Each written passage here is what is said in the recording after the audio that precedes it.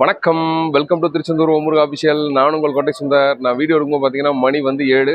வாங்க திருச்செந்தூர் முருகன் கோயில் பற்றின அப்டேட்ஸ் என்ன சொல்லி பார்ப்போம். இன்னைக்கு செவ்வாய்க்கிழமை கூட்டம் இருக்குன்னு சொல்லி எதிர்பார்த்தேன். பட் ஆனால் பார்த்தீங்கன்னா பொது தரிசனம் மற்றும் வேறு தரிசனம் பார்த்தீங்கன்னா சுத்தமாக கூட்டம் இல்லை.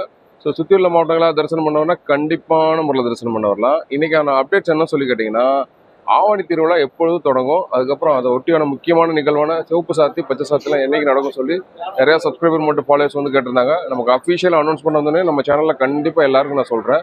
இது போக நடத்துறப்பு நேரம் வந்து முத நாளே நீங்கள் சொன்னீங்கன்னா நல்லா இருக்குன்னு சொல்லி நிறையா சப்ஸ்கிரைபர் மட்டும் ஃபாலோவர்ஸ் வந்து இன்பாக்ஸ் பண்ணுறாங்க.